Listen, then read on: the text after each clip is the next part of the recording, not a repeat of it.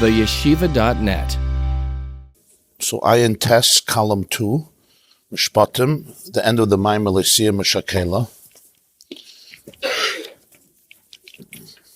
And good morning, everybody, and a good Chodesh, Freilich and Chodesh.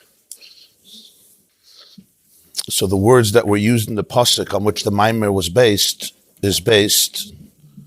is Hashem tells Moshe, and he gives over the Jewish people, Va'avadatam es Hashem Elokeichem. You should serve Hashem Elokeichem, and He will bless your bread and your waters. Uveirech es lachmecha v'esmeimecha v'asiroisi machal mikirbecha. And I will remove illness from your midst. Lesia meshakela v'akara b'artzecha es mispar yamecha amale. There will not be a bereaved woman or an infertile woman in your land. The number of your days I will fill. So through the Maimer, he discussed this pasuk, these two psukim, the end of Mishpat and Perek of Gimel, pasuk Chav, Hey and Chavav, Exodus 23, verses 25, 26, the way it's reflected in the Avodah, in the inner life of the Jew, going through the different steps of dealing with the phenomenon which we would call meshakela or akara. Meshakela is when there are emotions, inspiration, but it's not lasting, it doesn't endure, it dies. Either it dies in utero or it dies after birth, but it doesn't last. And then there is akara, the inability even to develop the spiritual child, the spiritual emotion or experience. He spoke about the need to go away from artzecha, that I own these emotions, the need sometimes to create a keli, a kaishal bracha, which is hollow, which is open, the need to be able to rinse out that keli, kaishal bracha tzarech hadacha, and finally, what Chana does, what Ispalel Chana al Hashem, ubachai sifka, Chana davening al Hashem, connecting to that place which is even beyond Yud Kei Vav Kei, from where comes the real bachai sifka, and ultimately she's blessed with a child. Because Chana represents Knesset Yisrael when they don't have children, just like Leah represents Knesset Yisrael when they do. So he says, V'hine ksiv Avram zaken baba yamim. The pasuk says about Avram Avinu in Chayei Sarah. It's 157, Ayin Tes, column 2.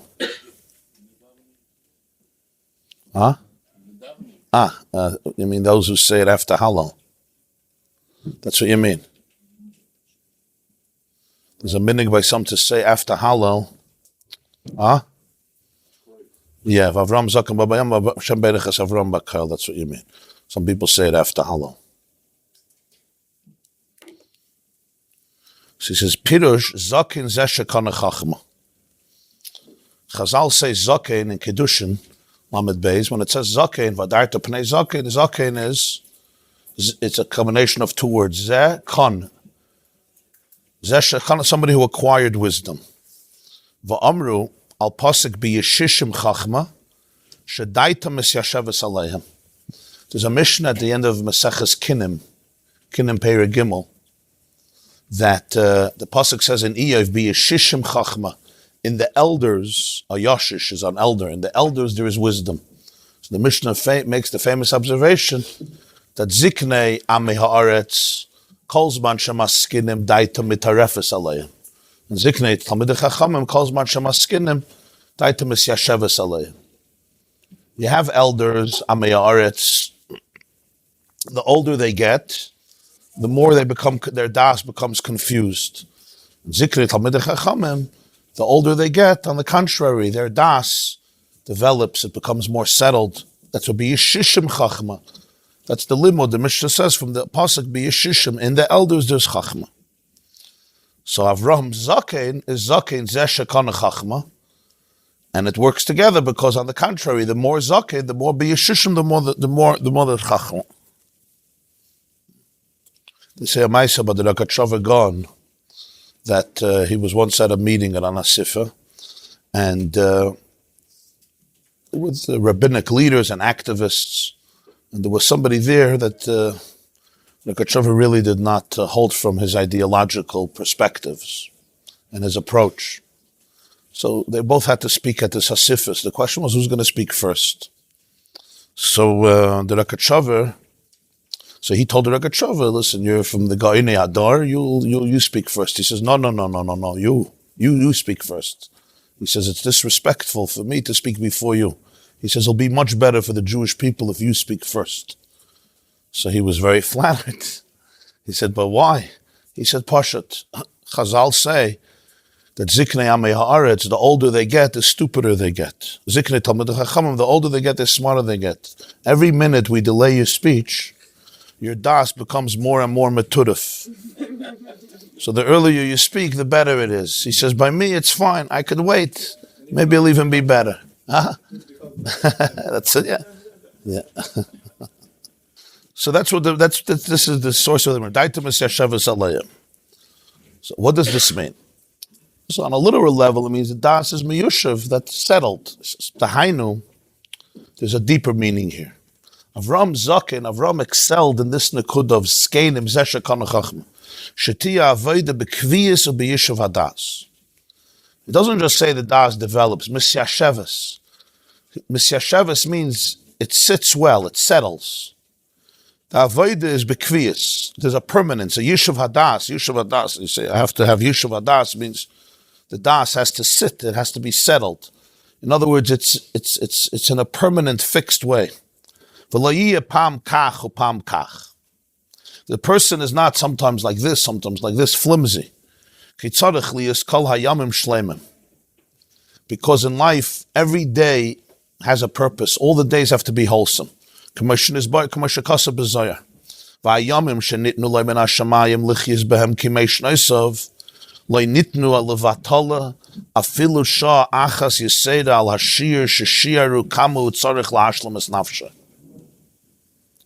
It's not just every day has its purpose, every hour has its purpose. The days that were given to each person from heaven to live his or her life, even 1 hour was not given for waste, levatala. More than the shear that they estimated what the person needs in order to fulfill their mission in this world, lahashlemas nafsha, to complete his or her soul. So days are very different because every day is different. It has its unique opportunities, its unique blessings, sometimes its unique challenges. The menu. The menu. Yeah. Yeah. Okay, it's a question noted. Yeah, in other words, every there's no such a thing. A day goes to waste, an hour goes to waste. Every day, whatever comes that day, this is essential to the person's life. Every single day. That's what it says. Avram Zaken Baba Yamim. The Zohar asks, what does Baba Yamim mean? So we explain Baba Yamim means he came in days, but it already says Zaken. You say somebody came in days, it's like he's an old man. You know, he's been around the block, as they say in English. He came in days. He has a lot of days behind him. You know, he's not a spring chicken, so to speak. But the Zohar says, what's the Baba Yamim? It says Zaken, he was old. Zaken means he's old. It says Baba Yamim, the Zohar teaches, he came with all of his days. He showed up in life by Yamim, not he came in day. Bays, in prefix of a bays could mean two things. In, Baba Yamim, he came in days, or bays could be with. But he came by Yamim, with all of his days, because he was in all of his days. Every day was lived to the fullest. So he came with all of his days. You know, every day he showed up fully. Now, the days are not the same. You can't compare Avram Avinu in one era to Avram Avinu in another era. He went through a lot. But whatever it was, he showed up.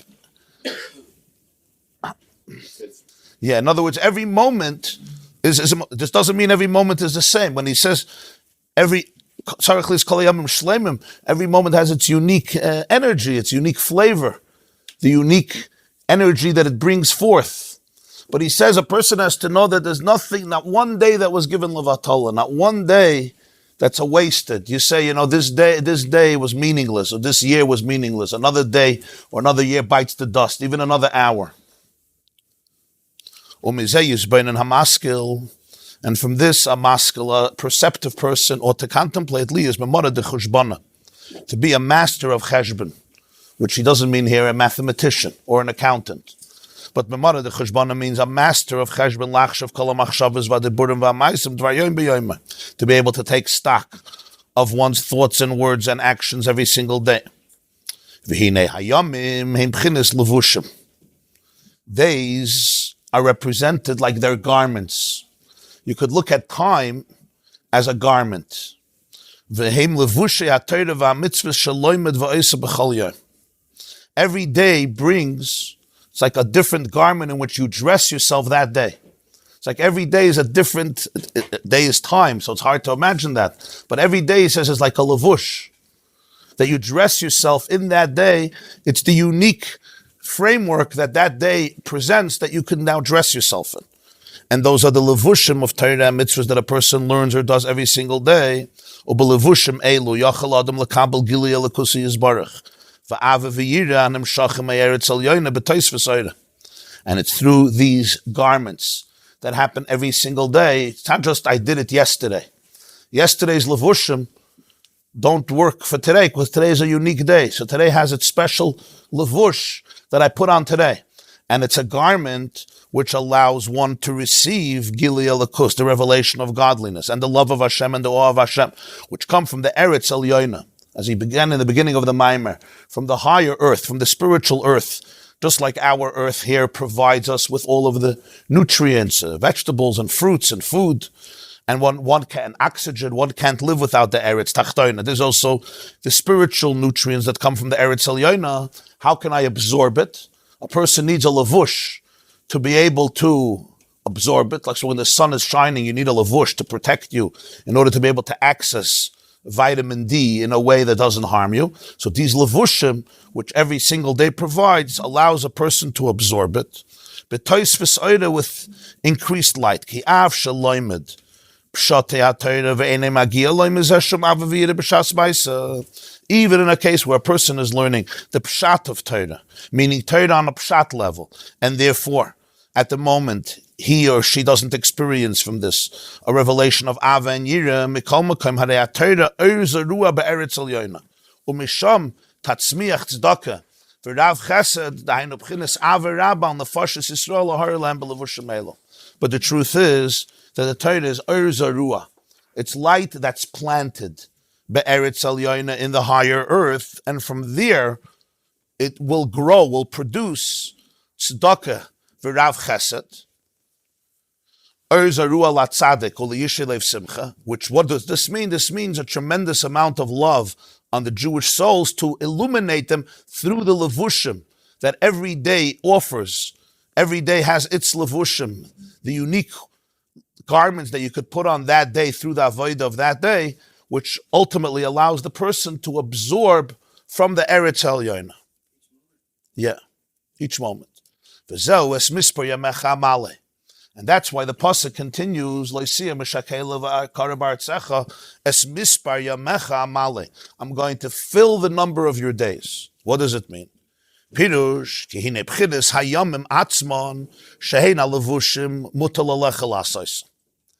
the days themselves you have to take care of. In other words, every day is a special levush that you get to dress in, to put on, to don, that you have to do. But mispar yamecha, the number of the days, hu oir shebetoich hayamim, that's the light in the days. The word mispar means number, but mispar comes from the word even sapir, which is sapphire. The sapphire stone, which is a source of light. So he says the days itself, you have to wear. You have to wear on you.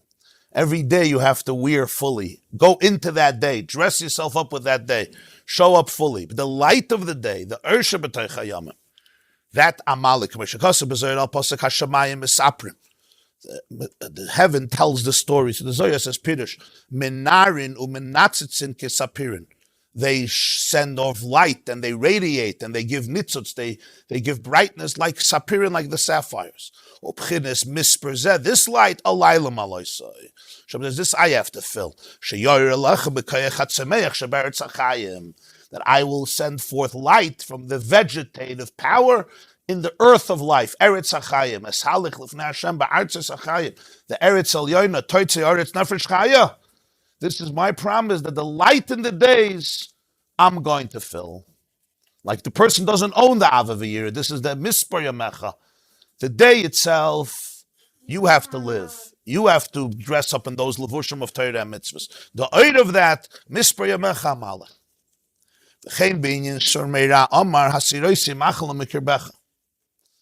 Right before that, he says also about the negative going away. I'm going to remove machala, illness, from you. Pirush. What does this mean on a deeper level? Hamachala shenidbeka v'nishrisha b'kirbecha. Could have said vasiroisi machala mimcha. I'll take away illness from you. He says mikirbecha. Mikirbecha literally means from your intestines, from your kravayim, from your inside, because he's speaking about something specific. He's speaking about the machala that's nidbak and nishrash. It cleaved and it's entrenched inside of you. Bikir What is this? For Inyan Maimer Azal, this is what the Gemara says in Masechta Bava Basra, Dalad Mesu Be'etir Shel Nachash. There's 4 people who died because of the snake. Yishai, Avi David, Binyamin, Amram, Kolev. It's not regular names. 4 people, as Rashi says there. The only reason they died was because of the chet etzadas. That was the only reason they died. Hashem told Adam that after you eat from the tree of knowledge, it's going to bring a death sentence, even though he didn't die right away. So the Gemara says that there's 4 people, Taka. The only reason they died was because of the snake. In other words, because of the etzadas. So he says, Afal Pishem Tzadikim Gemurim. They were complete, wholesome tzaddikim. Mikol Makayim, Nishar B'Madayin Eze Shemetz, Mizua Masanachash Layachul Asirim Mikol V'Kal.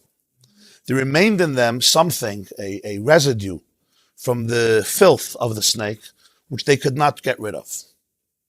And therefore it affected even these people, even these 4 people who were obviously tzaddikim gemurim. That's the whole point in the Gemara, that there was nothing else in them besides the filth that comes from the nachash. That's the machala mikir becha. There is the illness that's outside.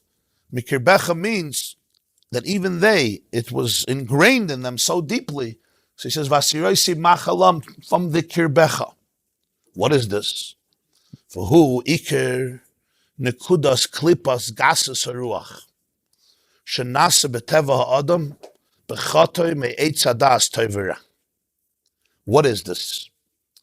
It's the primary core of the klippa of the shell called gasus haruach, which is the unhealthy ego, created by nature and ingrained in nature from the moment that Adam and Chava ate and consumed. He doesn't even say he ate, because it represents an experience. From that tree of knowledge, which the Torah calls Eitz Hadas Tovera. The Eitz Hadas, which is good and bad. Which l'chayda at the surface, when you're reading the story, it would seem like a wonderful thing to eat from that tree. The tree that can help you understand good and evil, right? Every parent, every healthy, functional parent, you'll ask them, what's the point of education? They'll tell you, one of the first things I want to teach my children, right from wrong, good from bad. If they can have das, what's right, what's wrong, what's good for them, what's bad for them, you're already ahead of the game. You're good to go. What about if you yourself can have das and toivera? It's like a wonderful thing to have das and toivera. But somehow this is considered the downfall of existence, the downfall of human existence. So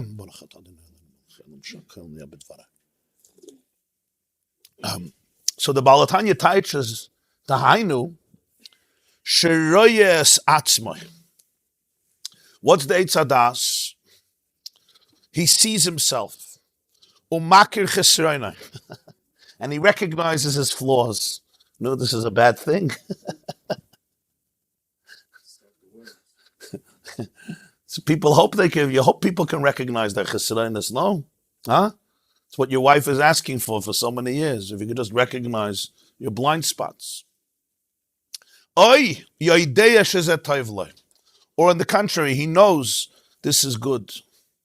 He knows kasroina means his void, what's missing. Kasroina here is not only flaws, it means he knows what's missing or he knows what's good. He knows this is ra, this is what I'm missing, and this is on the contrary, this is good for me. How does it all begin? It doesn't begin with eating it. It begins vateira ha'isha ki toiva eitz l'maychel. That's how it begins. Before eating it, there was something else.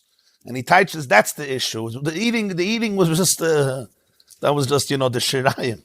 You started to eat, you saw it, you already ate. The expression in Chumash is, Vateira Isha, the woman, Chava, saw, Ki toiva eitz l'maychel, that the eitz is good to eat.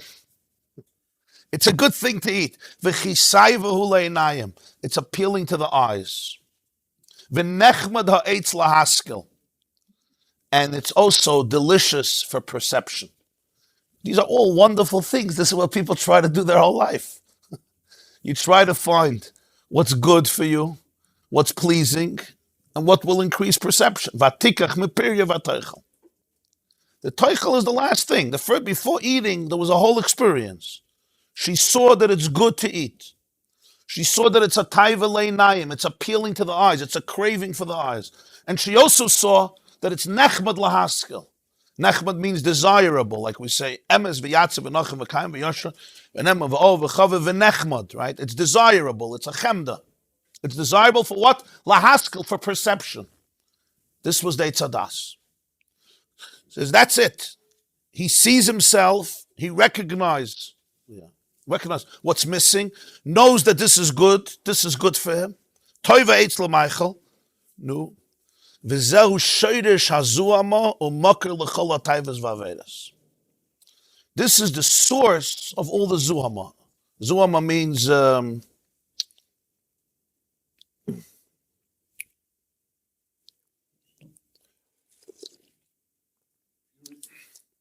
taintedness, tarnished. When a person is tarnished, zuhama, it's like a filth.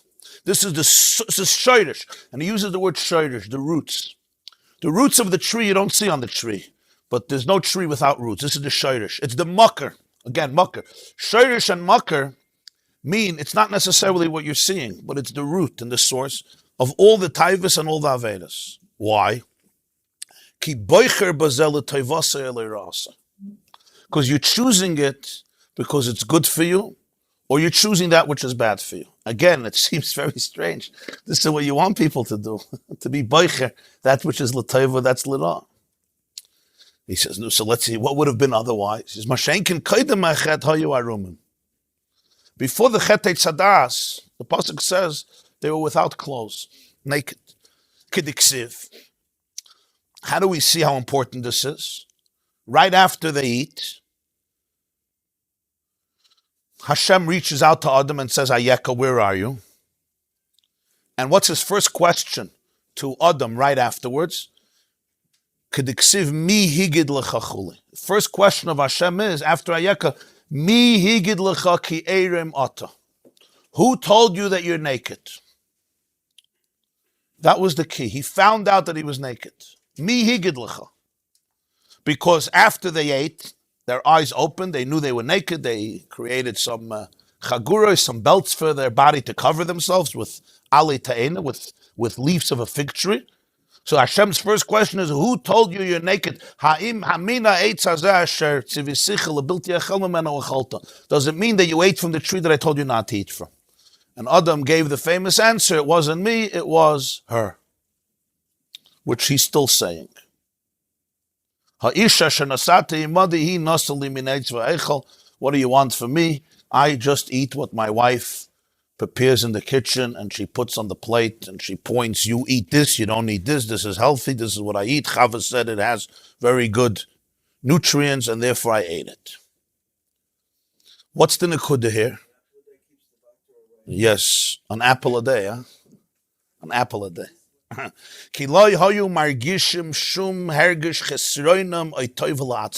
know why they were naked? They did not feel a hergish of chisaron or goodness for themselves. I'm missing, or now I'm not missing. I'm missing, I'm now filled. They grasped the revelation of Elikus. This will be enough for somebody who understands.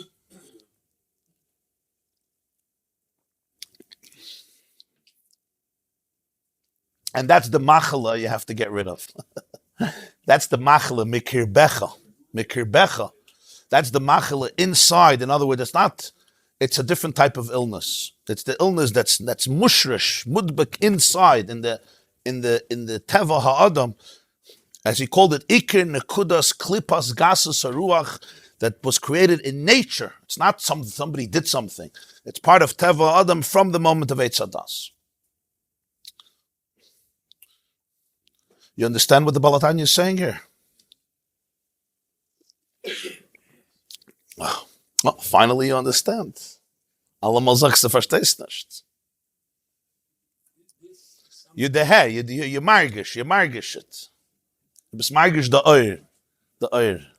From experience? Wie weißt du? Vasiroisi machala mikir becha. Vasiroisi machala mikir becha.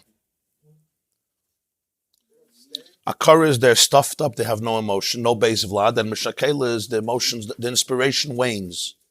It dies. It dies. It's not really internalized, it's not real, it comes and goes. It's chitzonius, it's more external. It's not, it's nicht durchgetan, it's not really authentic. So we want our emotions to be very, very strong and powerful, but yet towards the Torah, not the other way. He wants pnimiyzdika people, real people. Avodas Hashem is real. It's pnimiyzdik. It's authentic. It's duruch and duruch. It's not you pick up your eyes, you glaze, you make with your hands, and you scream Ana Hashem Mashiach, and it's fine. Not only. So Zayin. Okay, you're right, maybe, yeah. You're right. You have a point, yeah. I'm saying not only. The external has to follow the internal sometimes, not... The Zog's good to the bottom. The Zog's good. Zog's allemal good. So what's the condition the Alter Rebbe is describing here? Anybody is familiar with this condition? Seems like beautiful words that he is calling the chet hadas and the source of all the taivas and avedas. You know what's good for you, you know what's bad for you, you know what you're missing, you know what you're not missing. I mean, there's people who go to therapy for 40, 50 years to come to find out what they're missing, what they're not missing, what they need, right? To find out, some people describe optimal emotional health as knowing every moment what's good for you. And he calls it the chet hadas.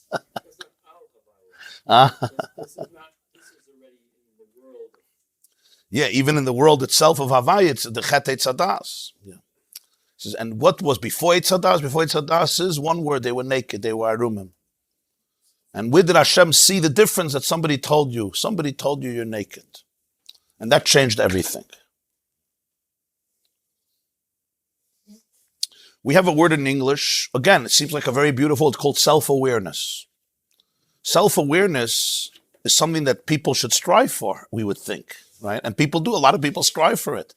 Self-awareness, awareness of if you can have self-awareness, right? If you can be aware why you get angry, if you can be aware why you're jealous, if you can be aware why you're lazy, if you can be aware why you're sad, if you can be aware of why you're in so much pain, if you can be aware why you feel lonely, right?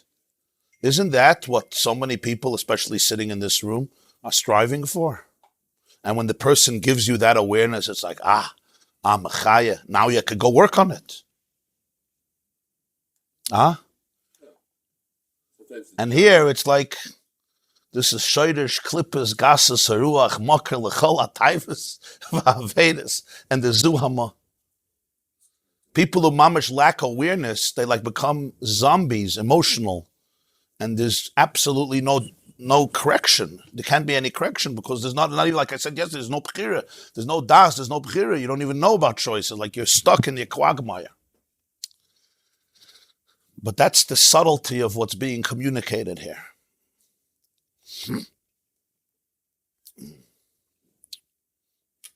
The tachlis of all self-awareness is to come to a place that's beyond self-awareness.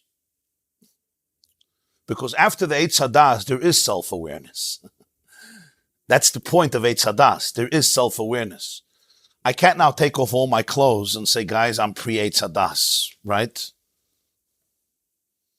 I mean, there have been people who have done that, but it's not exactly pre-Eitz Hadas. It's something else. We're wearing clothes. We're not wearing clothes. Like you said before, every yom is a lavush. You're wearing clothes. The question is not of their self-awareness. The question is of the self-awareness, where it's taking me. What it's to do and what's its purpose and what's its ultimate goal. Sometimes the journey itself is more exciting than finding whatever it is. Okay. Yeah. I mean, there's levels and what do I find? What is this condition that the Balatanya is talking about called the Eitz Hadas? What is it? That the Chava saw that the tree is good for me to eat, it's pleasing for my eyes, and it's great for my perception. That's the chet Eitz Hadas.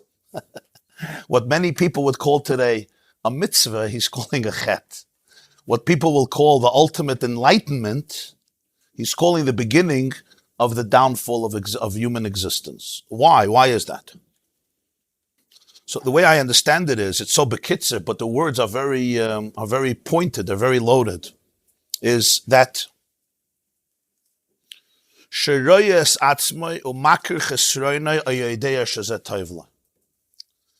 my question in life is how I'm feeling about this. I'm feeling good about this. I'm not feeling good about this. I like this. I don't like this. My conclusion may be right. My conclusion may be wrong. It's almost irrelevant. It's not the software. It's the hardware. It's the context in which my life is operating. The information may be right. The information may be wrong. Even if the information is right, the backdrop, the context, which is containing the information, is completely defined by a concept that is essentially the source of all addiction. Why is it the source of all addiction? You knew I would get there at some point, right? So, some of you know a little bit about addiction. Some of you don't. Whenever you go to a recovery program or recovery meeting, so people will get up and say, I'm an addict, I'm an addict, I'm an addict, and an addict.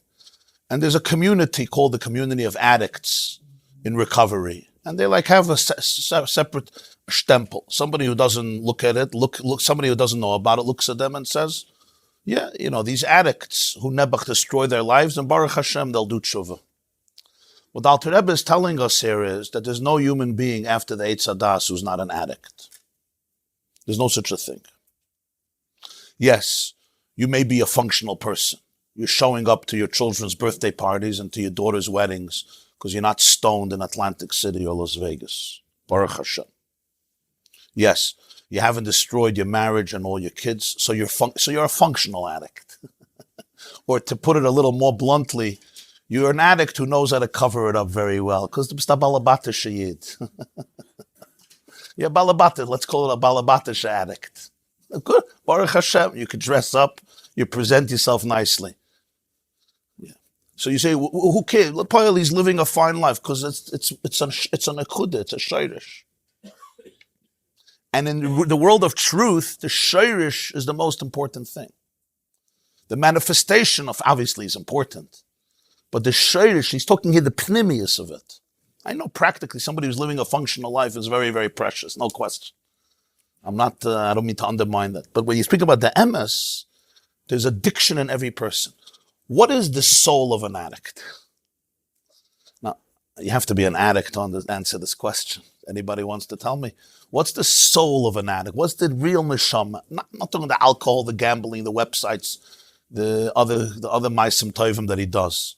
What's the neshama of it? If the Alter Rebbe had to describe an addict, what's the neshama? What's the pnimius? What's the atzmius of it? Behind all the taivas, behind all the mishagasim. Emotionally voiceless. The search.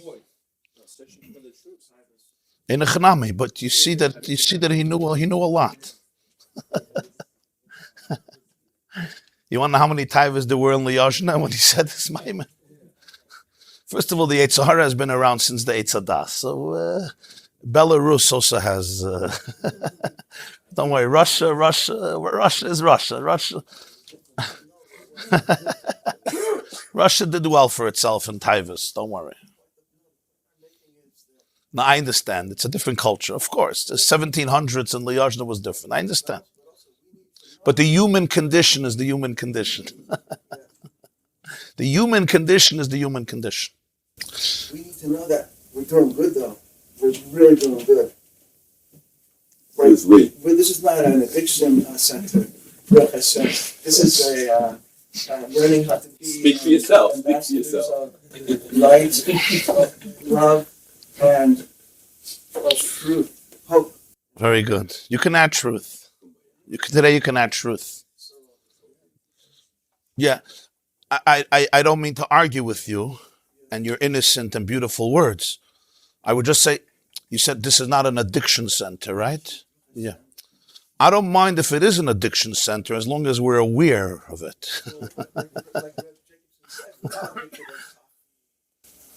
A certain type of socks that we need to wear. Like, we don't have our addiction. Yeah. Hardcore. What's he trying to escape? You don't want us to substitute our additions for addiction to Rabbi YY. The Nevi'im, when they prophesied, they reached this level of... The Nevi'im. Different Nevi'im, obviously different Madregas. The Nevi'im would all take off their clothes, yeah. The Nevi'im they would take off their clothes. There was a reason they took off their clothes. The Tanakh says the Nevi'im used to take off their clothes. They used to call them Meshugoyim. You know that, right? Hagam Shol, they called them Meshugah. In Tanakh, a few times Nevi'im are called Meshugoyim. Why? They used to take off their clothes. And it's not that they took off their physical clothes. There's deeper clothes that they took off. It's called the clothes of survival, which he calls here Hergish Atzma. The feeling of self. The addict is trying to escape what's called self-consciousness. The feeling of self. Self-consciousness. I'm conscious of me. And that consciousness of me is driving him crazy because it's associated with a lot of pain. And he'll do anything to numb himself from that consciousness. He'll do anything. And tomorrow he needs much more because the numbing has to be more powerful and more intense. He's really trying to go back to pre-Eitz Hadas. That's all he's looking for. He wants to undo Chava's and Adam's mistake. That's what he wants to do. He wants to go to a place of Arumim, of mamish no clothes, and he'll do anything for it. And when he has that, for a few moments in his delusions and perceptions, he's a free man. What is he free of? He's free of the nagging self-consciousness that never allows him to be free.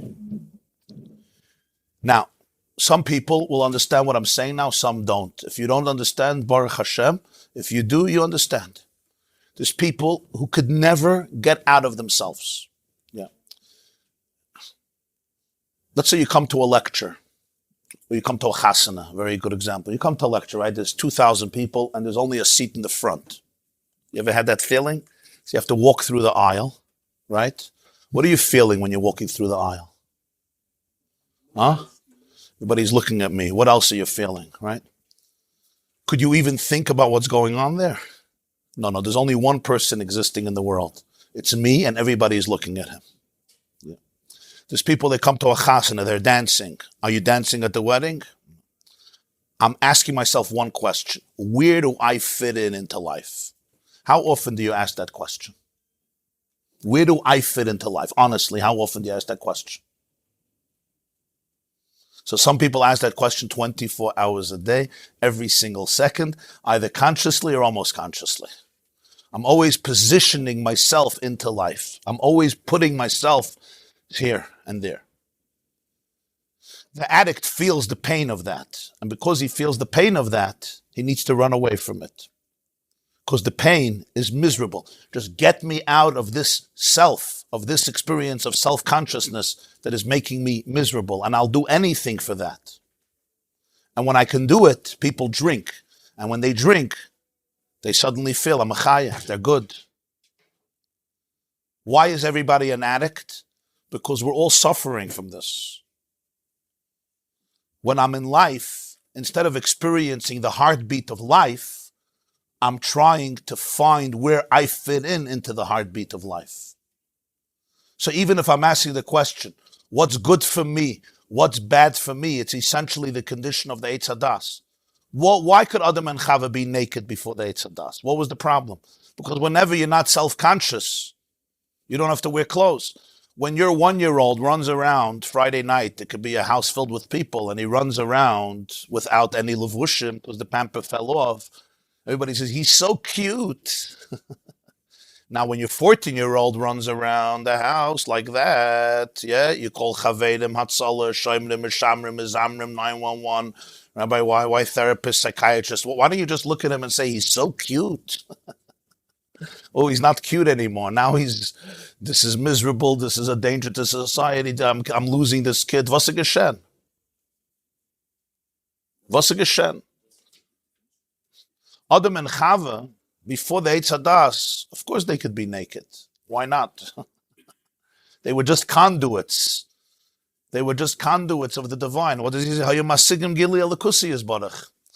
The beginning of the downfall of civilization is not negativity and immorality. It's that you start feeling yourself.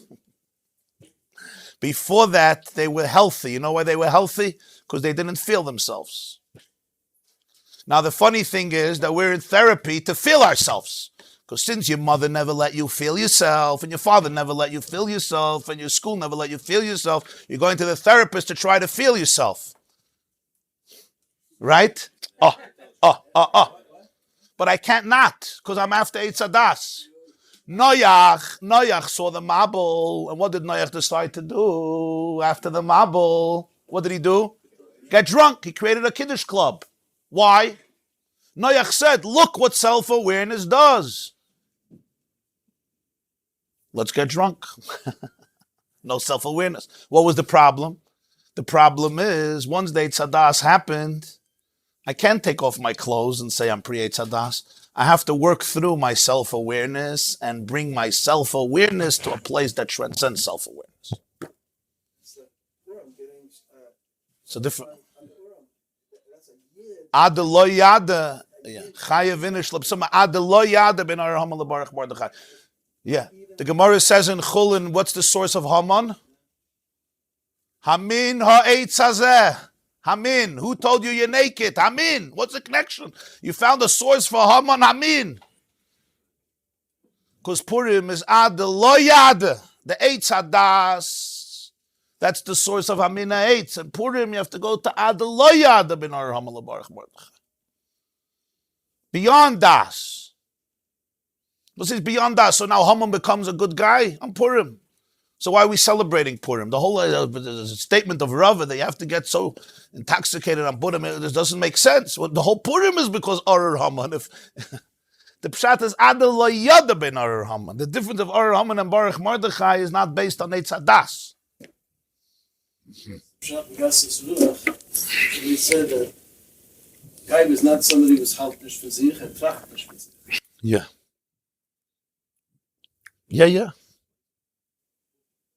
Humility is not thinking less of yourself, it's thinking of yourself less.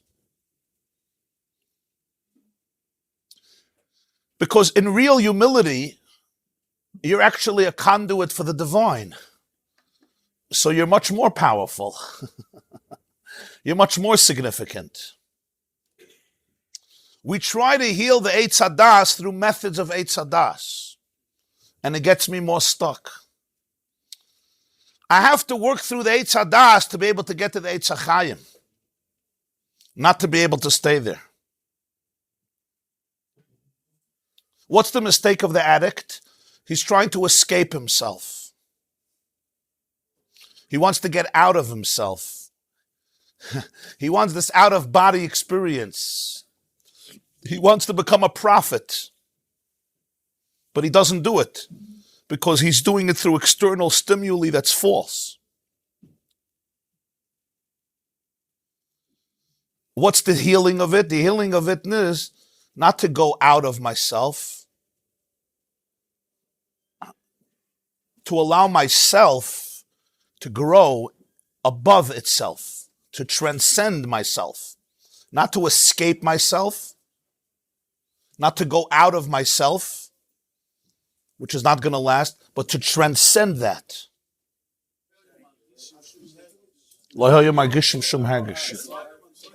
Huh? Nicht chesar, nicht teuf. It's a beshava. It was beshava, yeah. Man nicht gefällt sich. Today I'm okay, yesterday I'm not okay, today I'm okay, tomorrow I'm okay, I'll be okay, I won't be. It explains most of addiction. I can't say all addiction. I weiß nicht about all addiction. Let's see again the few words that the Balatanya says. This is important to understand. It's on top of 158, yeah? Look how the wind blew in honor of Rosh Chodesh Adar, Shenichras Adar, Marbim B'Simcha.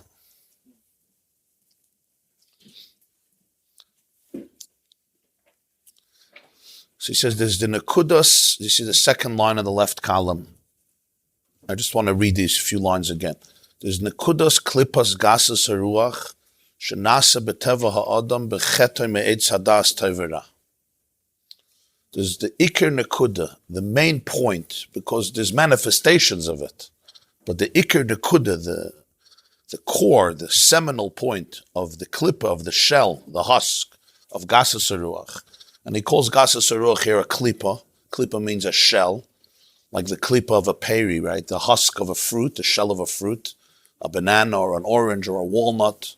So he calls Gasas Haruach a klippa. And that's important because the definition of Gasas Haruach, of arrogance, we usually don't call a klippa. Gasas Haruach is usually translated as pompousness, or arrogance, or gaiva, or haughtiness, or a self-inflated ego. However you translate it, it's not, none of the translations are as good as the word Gasas Haruach. But literally, Gasas Haruach means a thick spirit, a gas. Gas is thick, brute, dense, crass, coarse, yeah. Gas, coarse is better, yeah. So gas, it's a ruach, it's spirit, it's coarse. So he calls it all a klippa, which is that just one word. All arrogance, all pompousness, all self-inflated egotism is really a shell. Which means, what's a shell? A shell is protecting something. Right? Why does a fruit come with a shell?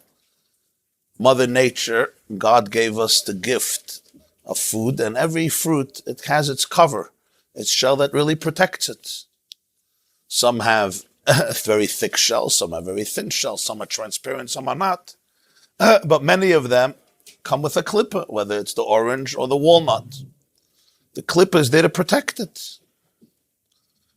But if you stick to the klippa, you never access it. You have to remove the klippa in order to access it, because there's no access without it. That's why you're allowed to remove a banana peel on Shabbos. It's not called boirer, it's called accessing. You want to access the banana. You're allowed to eat a banana on Shabbos. You're not separating the bad from the good. You're trying to get the banana. The only way you can get to the orange or the banana is by removing the peel. Why is it not a problem of boirer? This is a question in Allah. Shabbos boirer is asur, and boirer is removing the bad from the good. It's mamash what you're doing. You're taking off the peel. It's mixed with the orange, and you're separating it. So you could say it's not mamash mixed. It covers it. Most important thing is it's accessing it. So when you're accessing it, you can get it, you can enjoy it.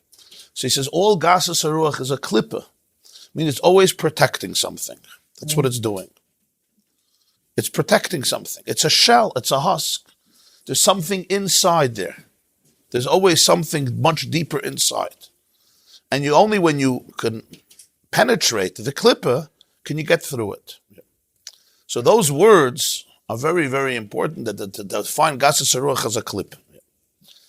How did this happen? This was created in nature. In other words, it's not that you're unique. You're different than everybody. You're somehow lower than others. This is the human condition. It's what we call teva ha'adam, the human condition. Where did this human condition come from? Is it essential? Is it ingrained? Is it eternal? She says no. It came from the first aberration. Chet is an aberration, which was Eitz Hadas Toivera, and that's why it's called Toivera. Why is it called Toivera? Good and evil. So he teaches the Hainu Sheroyes Atzmi Makir Chesrena Yedei Shezeh Toivera. The Eitz represents knowledge of Toivera. No, that's a good thing. So he teaches, he sees himself. That's number one, and recognizes what's missing for him. Or the other side knows this is good. This is good for me. Or this is not good for me. So the first thing is sheroyes atzmai. He sees himself, and therefore makir chesroina. The next step is he recognizes his void, what he's missing. There's a chesroin. There's something missing. There's a void. Yeah.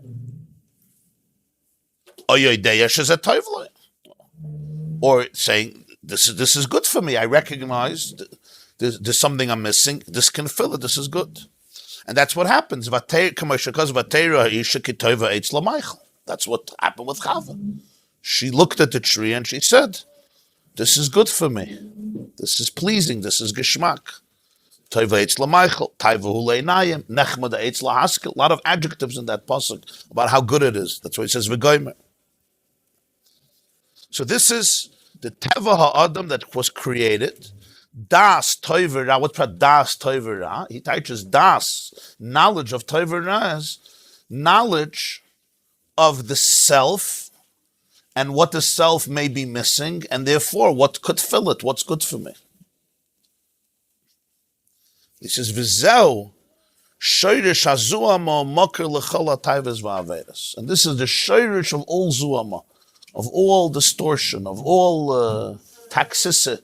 The word zuama is toxicity. That's the word I was looking for. Zuama is toxicity. Toxins are called zuama that goes into the body. It's toxins. It's like dirt. It's the source of all toxicity. The source.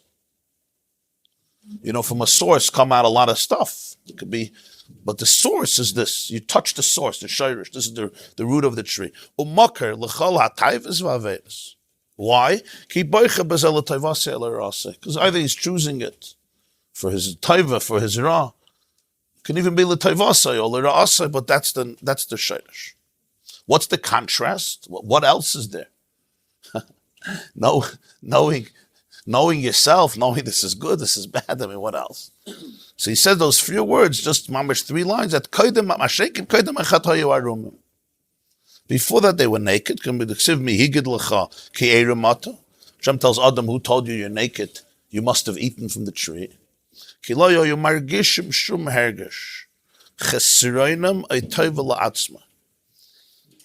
Because they were not self-aware of any feeling of their chesaron, even of their void, what they're missing, including clothes, including that I'm missing clothes, or tova la'atzmai, or something that's actually good for me, which is also, I'm self-aware, I'm missing something and this can fill it. What? Yeah. What were they? Zombies? Dead? No. He says, their awareness, there was a hasaga. Hasaga means comprehension. There was an awareness of what? The revelation. There was a gili alakus manifestation. They were manifesting godliness. Well, we're all Adam and Chavas. I mean, the genes of Adam and Chava is you and me and us. It's just a couple of years later, but not so much, yeah. Yeah, the turtle says it happened fast. We have here the definition, the description of the birth of consciousness. Das is awareness, consciousness, knowledge. Consciousness seems to be the ideal state. Awareness, truth, consciousness. People talk about developing a consciousness, expanding consciousness, getting in touch with consciousness. It's a big buzzword. In Hebrew, they call it muda'ut, which is connected to das, right? Muda'ut is an awareness, a sense of das. There's chachma, there's bina, and then there's das.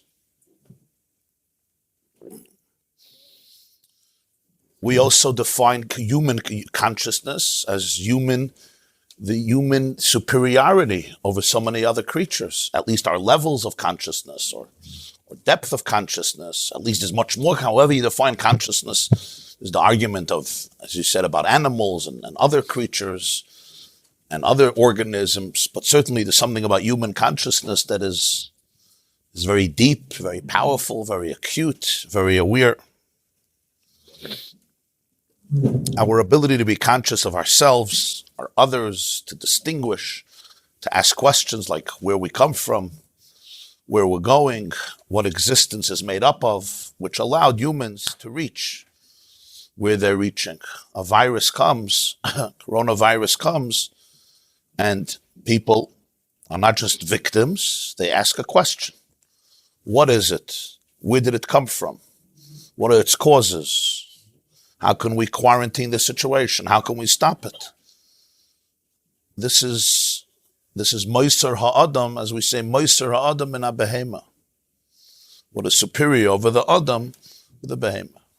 The animal also has his consciousness. The horse recognizes danger and also tries to avoid it, according to his limited skill set of what the danger is and what they can avoid.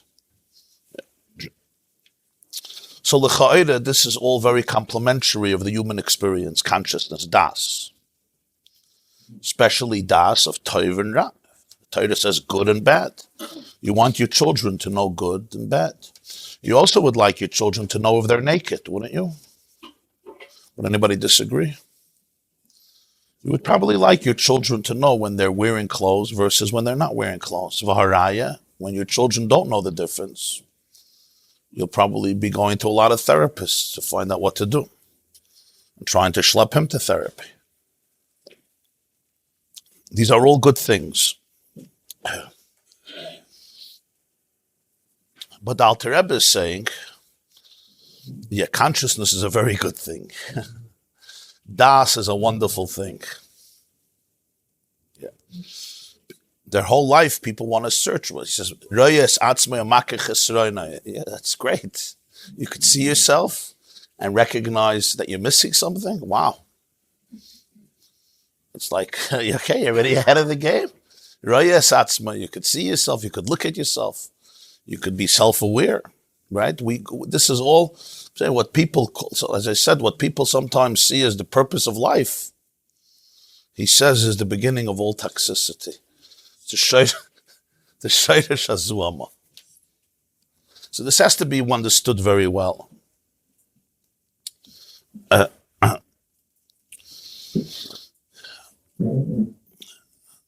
the truth is, there's another dimension here. This is, we have to go one step deeper.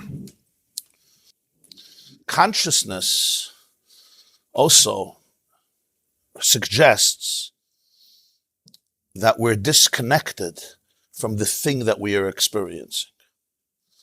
Consciousness is the greatest blessing.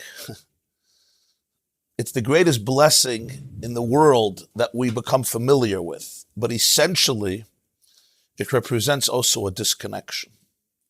A disconnection from the things we are conscious of. Because the mere fact that I'm conscious and aware of myself, distinct from my experiences and from others, means that there is a separation from the real experience. And let's discuss for a moment the natural universe.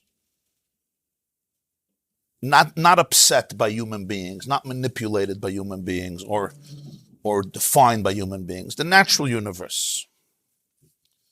It's seamlessly connected to its purpose in a seamless, extraordinary, symmetrical flow. If somebody looks and observes and studies, or just observes from the outside, the natural symmetry of nature, of the order of creation, each cell in your body, there's around 40 or 50 trillion cells. You heard this number a few times. The only room you heard this number. It's not million. 40 million is a lot. I don't know if you ever counted 40 million things. And it's not billion. 40 billion is also a couple of dollars. So they say. It's 40 trillion. V'yesh oimnim, it's close to 100 trillion. That itself is a machlaikas, right? 50 trillion, 100 trillion. Okay. But each cell, each animal, every atom, every single atom, and every particle of the atom, you're dealing with numbers that we can't even fathom. Each component is part of a complex and incredible mosaic which complements each other and never ever wavers from its course. Never, the atom doesn't wake up in a bad mood and says, why do I exist? I really need therapy. I need to drug up my, where can I go eat? I'm going to split. Very good. I'm going to split today. I'm having a split personality day. Right.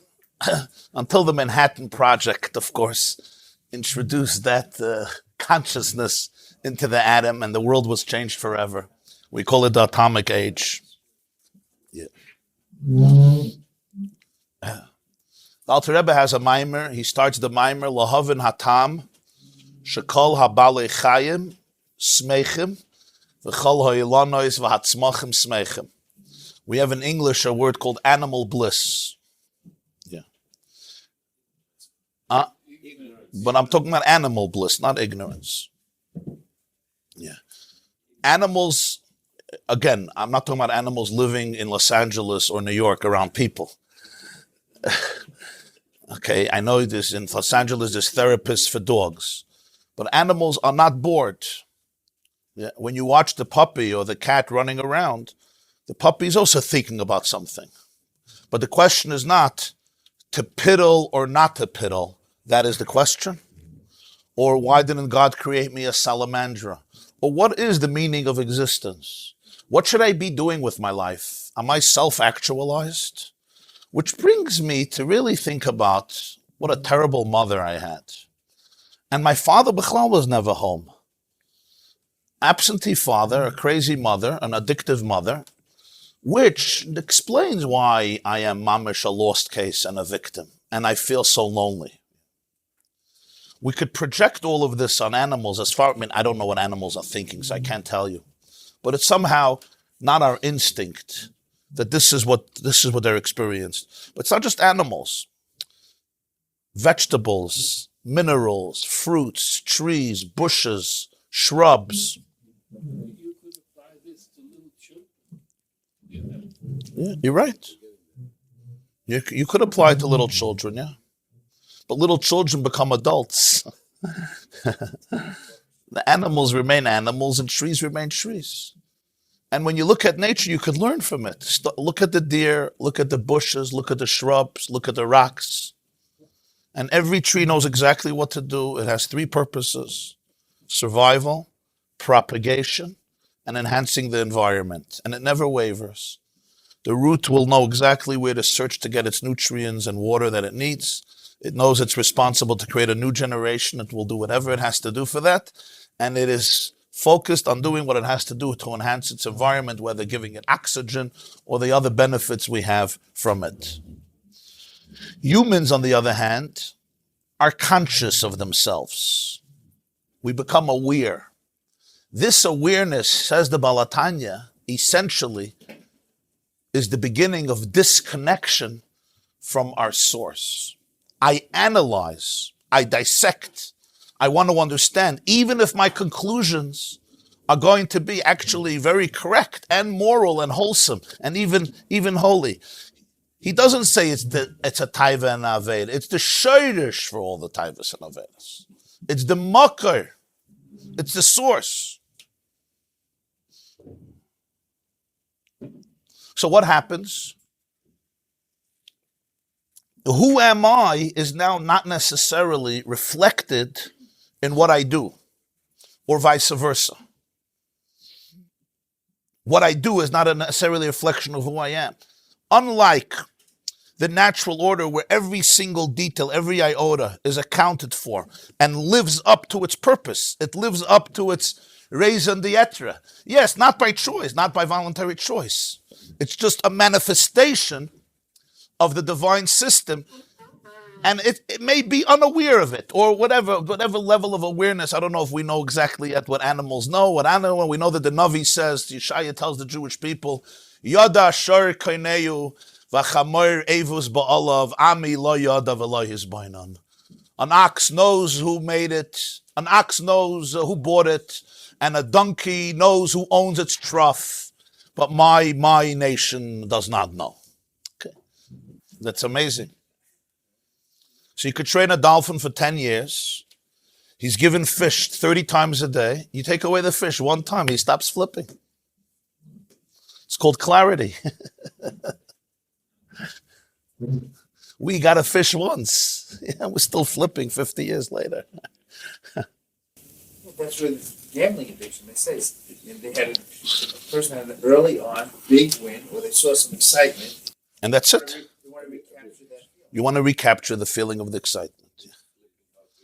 Because I create reality in my mind. I create the reality in my own awareness. So there was, I think, the Chidush Harim or Chidush Harim used to say that the Chazal say that after davening you should eat pas shachris. You should eat. So he said, why?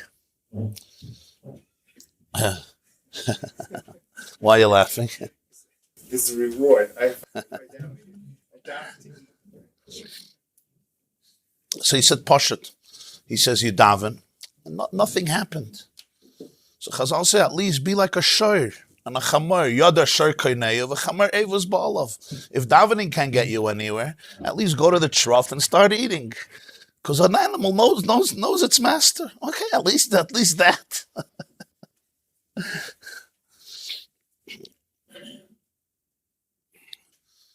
As a result of this, we have maladies that the natural order won't have, which is primarily called a neurosis. Neurosis. Person becomes neurotic, and it's all a result of consciousness, anxiety, fear, insecurity, loneliness, aimlessness, a lack of purpose, internal stress, and a lack of wholesomeness, compartmentalization. Consciousness at its core, says the Alter Rebbe, is a state of disconnect. That's what it is at its core. It's a misalignment between being and the essence of being. There's the essence of being and there's the manifestation of being. And when they're misaligned, that's what consciousness represents. So yeah, I'm looking for the essence of being. You know why I'm looking for it? Because I'm not one with it. I'm trying to feel one with it, and the more I'm trying to feel one with it, the more it means I'm not one with it.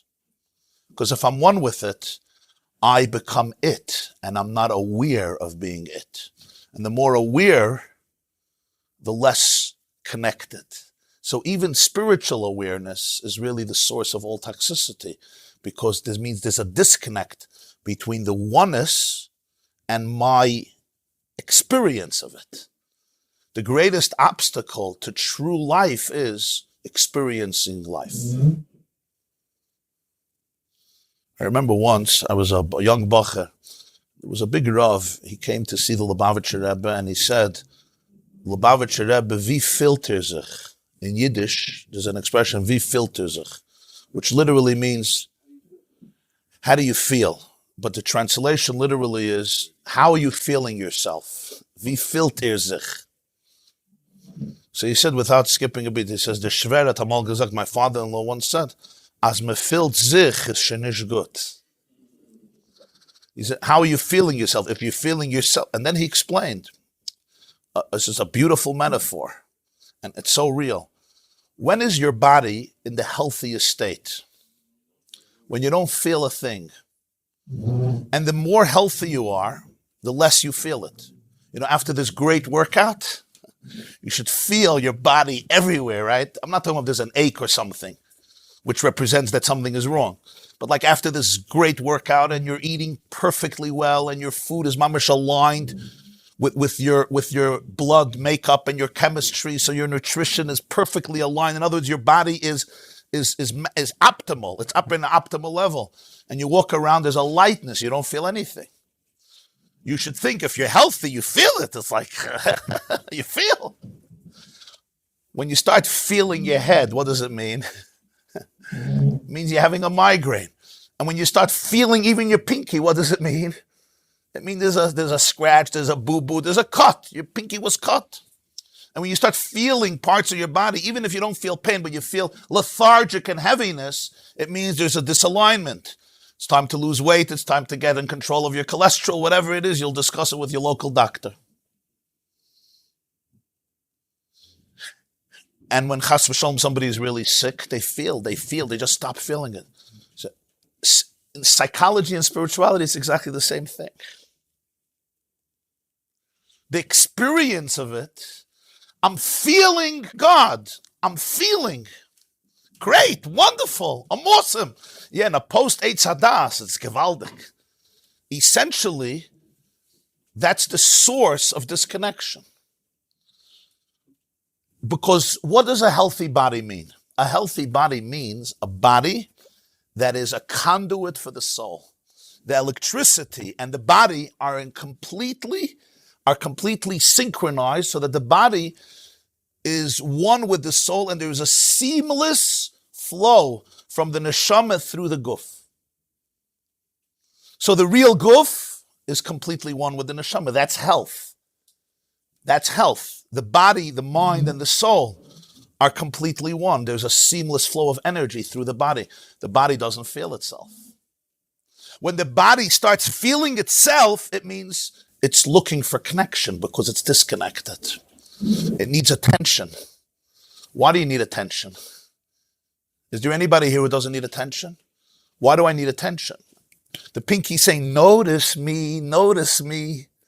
My me is crying, my me is struggling, my me is not healthy. Notice me. So, when my pinky is completely part of the organism, it's part of the miracle, it doesn't say notice me. Because what makes it healthy is that there's no me to notice.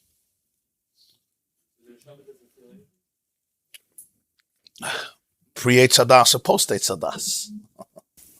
Our practice says no subluxations, right? That word I didn't know. No subluxations?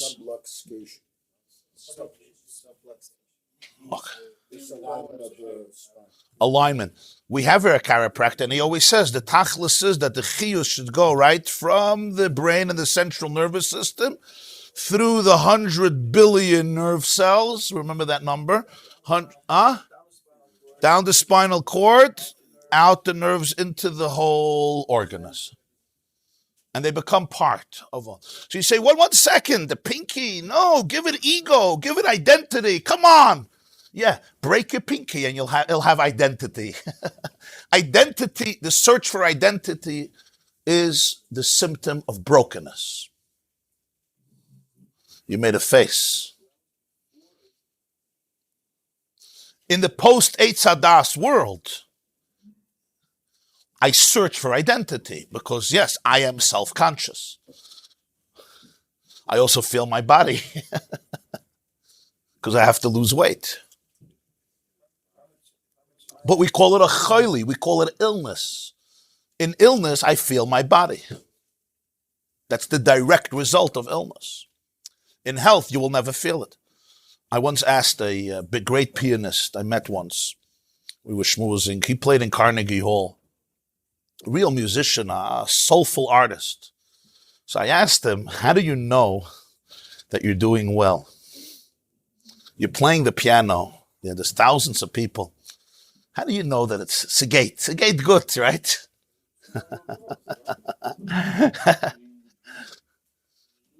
So, of course, later you could find that if they invite you back, if there was a standing ovation, right? And if there was no standing ovation, you're in therapy for 2 weeks. Yeah. And he said, how do I know that it's going well? And he gave the best answer and the truest answer. He says, when I'm not in a position to ask that question. The moment you're playing piano and you're asking that question, of course it's not going well. You're living in your mind. You're narrating the story of, you're like a video camera. You're not there. You know people who go on vacation with video cameras? They say, okay, let's go have fun. So they go out on a boat, right? And they're with a video camera. So you say, what are you doing? In a year from now, we're going to want to have memories.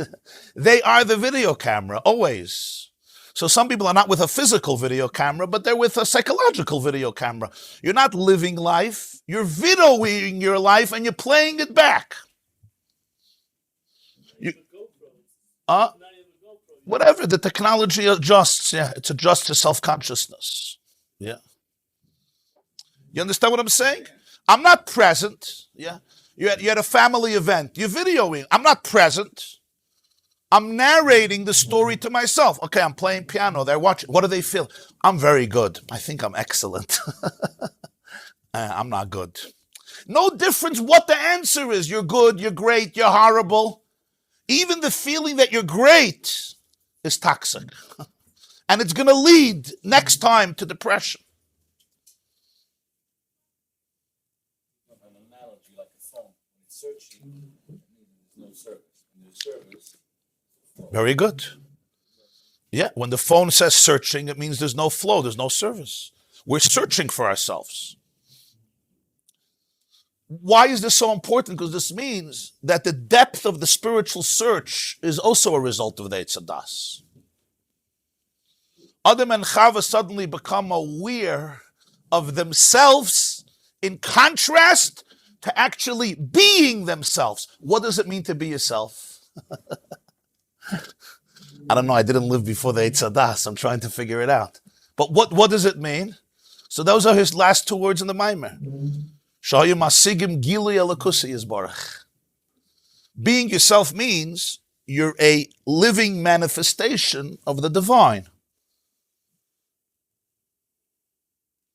The Baal Shem Tov says, Gott is alt, alt is Gott, all is divine, and you are a manifestation of the divine. That's what you are. That's what I am. Where am I feeling myself?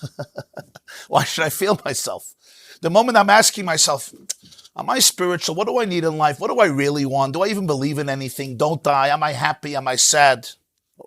I'm happy. I'm sad. Now you say, so we should stop thinking about these things. It's like say, okay, so let's take off our clothes. They don't have a problem when they're naked. What is their body? Why they're not? You ever go to a sheep and you say, you're naked, put on a kapota? Huh? You ever tried? Put on a kapota, put on a streimel, put on a spodek, at least put on a baseball cap.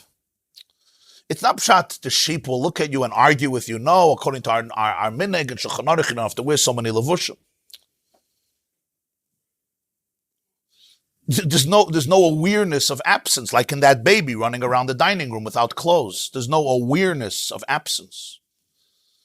Self-awareness, consciousness, and sexual self-awareness are all tied into each other. It's all the same thing. That's why Adam and Chava became aware that they were naked and they were embarrassed. They became ashamed of it.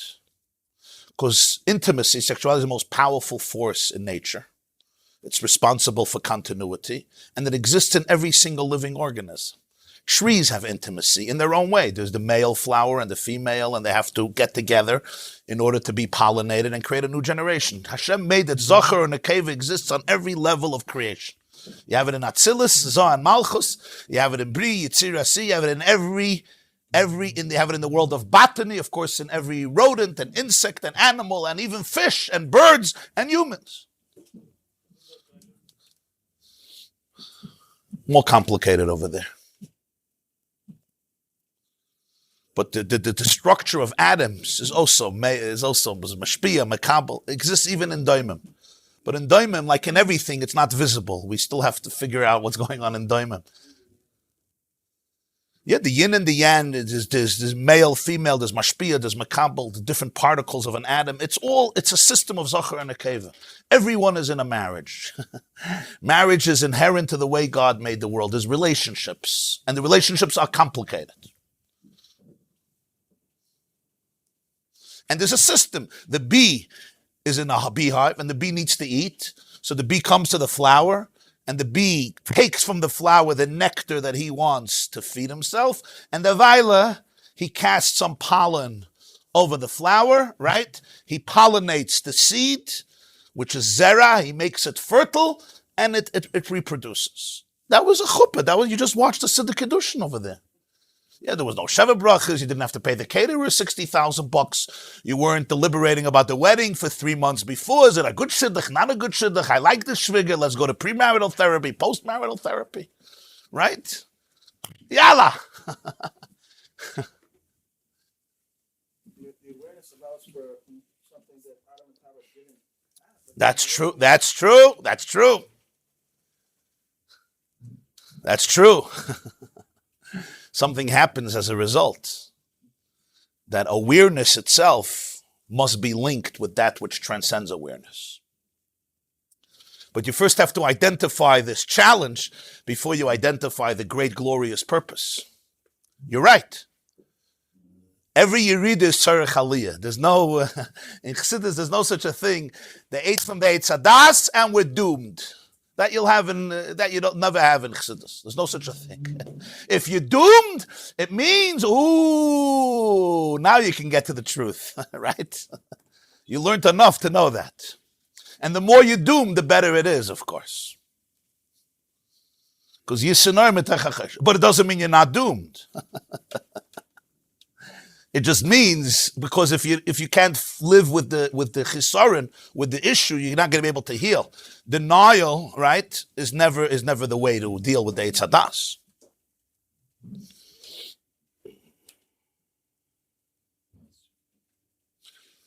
What's the difference between consciousness and self-consciousness? What's the difference? What's between consciousness and self-consciousness? What does it mean to be alive? I'm sorry for asking all these questions on a nice Wednesday morning. What does it mean to be alive? What does it feel like to just exist, to just be? Did anybody ever have this feeling? What does it feel like to just exist, to just be? You don't feel anything, Rabbi Litzman. What does life feel like? What does living feel like? Rabbi Isaac, what does living feel like? The answer is, if you could feel life, something is wrong. We are always feeling life, at least some of us. That's our issue. I feel very happy and exuberant. How can it be wrong? Right. But if I'm saying, I think I'm feeling happy. I think I'm feeling. Health doesn't have a sensation, as I said. Pain, illness. When things go wrong, they feel like something. When I'm breathing normally, when there's a regular heartbeat, I don't feel a sensation because I just am. The same is true in the mind. When the mind is really one with its purpose, this extraordinary complicated mind becomes a seamless conduit. So life means to be. Being has no sensations. It can experience a sensation, but on its own it just is. And as soon as I feel that I exist, I cease to truly exist. I became disconnected from existence the moment I feel that I exist. The more I'm aware of myself, the less I am myself.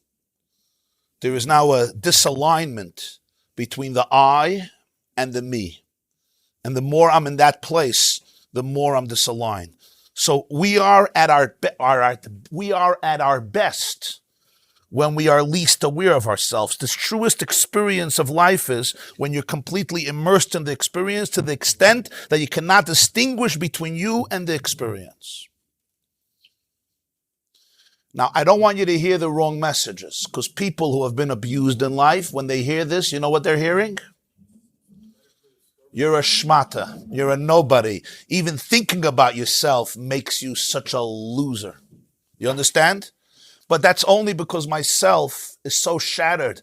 Imagine for that moment, this is not abuse. This is the self as infinity. And the self as infinity cannot be experienced, because that actually means I'm taking myself and I'm quarantining and I'm putting it into a little box and I'm trying to figure it out. That's why he calls Gasa Saruach klipa. What's a klipa? It's a shell. All shells don't allow you to access yourself. This sense of self or arrogance is really an insecurity. It's basically looking for something that doesn't exist and desperately trying to make it exist and feeding it. Why? Because it lives in a shell. It lives in a klipa. That's the klipa's Gasas Haruach. And all shells means they're blocking. What are they blocking? All Gasas Haruach, which at its core is the sensation of self, is blocking me from me. It's blocking me from me. Now, I am always I. There's something beneath the klipa. The question is, can I know the I, or am I always disconnected from the I? He's self-aware. There's something in the world of artists, it's called being in the zone. What does it mean you're in the zone? You're in the zone is you become one with the experience. You're a seamless channel for a higher energy that works through you. You're not detached from it. Imagine all your life activities were driven by your inner vision. You were never detached from the true essence of your life, ever. You were always fully, that's called presence. What does living, they talk about living in the moment. What does living in the moment mean? Real living in the moment means I am completely immersed. There's no detachment. Before Adam and Chava eat from the Eitz Hadas is wonderful. You know good and evil. You know what's good, you know what's bad. It's wonderful. What were they? They were seamless beings. They were transparent vehicles of their soul's oneness with God. That's what they were. So there was complete symmetry between spirit and matter, between Ruchni and Gashmi, between heaven and earth, between form and function, between soul and body, between being and purpose,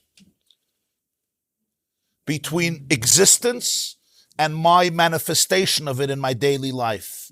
They were seamless beings connected to their purpose. Therefore, they didn't feel self-conscious about their nakedness or their sexuality. The Shalah says, why should they feel shame? Do you feel shame when you expose your arm and you put on tefillin? What's the shame there? Every part of the body is sacred. There's no shame in any part of the body. God didn't make mistakes. We don't have this Christian idea that certain parts of our body are evil, repulsive, grotesque. It's a horrible idea. It's seeped into some people's minds. Whatever, it's a separate issue. We spoke about it a few times. I got in trouble also. Huh? I'm saying it can be misconstrued, it can be misused, it can be misunderstood, of course. But in essence, it's all a manifestation of the divine. It's called the mitzvah of Pru Urvu. It's the first mitzvah of Torah. There was nothing to be embarrassed about. until there was the Eitz Hadas. The Eitz Hadas created a whole new reality. When they ate from that tree, they became detached from their own essence. Suddenly, there's I and you. There's I and there's thou. There's a creature and there's a creator. There's a means and there's an end. And now I have to figure out the creator. So what's the first question Hashem asks Adam? Ayeka, where are you? Why is that the first question?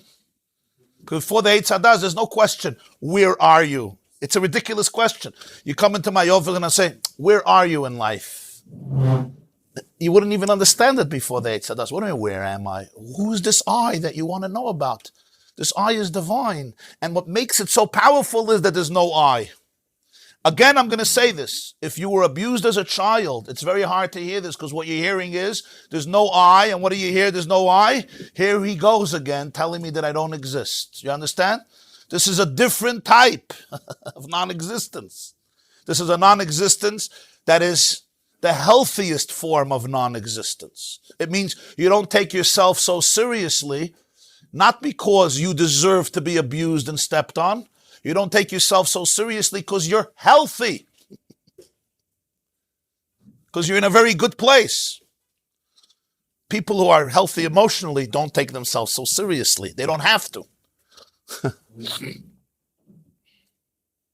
They take the cause very seriously. The cause. There's people who don't take the cause seriously, but they take themselves seriously. There's people who don't take themselves seriously at all, but they take the cause seriously. The cause, truth. It makes all the difference.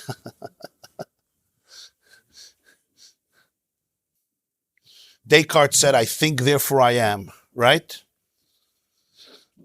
The Alter Rebbe would say, God thinks, therefore I am. I am a divine thought. That's what I am. And that's incredible. Or if you want to put it this way, I am, therefore I think. Our problem is, I think, therefore I am. No. I am, therefore I think. My thinking comes after my being. My being doesn't follow my thoughts. When you're self-conscious, your being follows your thoughts instead of your thoughts following your being. Did I just make sense? Yeah. Pre-Eitz Hadas, yeah. I am, therefore I think. Now I think, therefore I am. And I have to figure out who I am. Oh, I think now I'm in a bad mood. Oh, I'm doing well.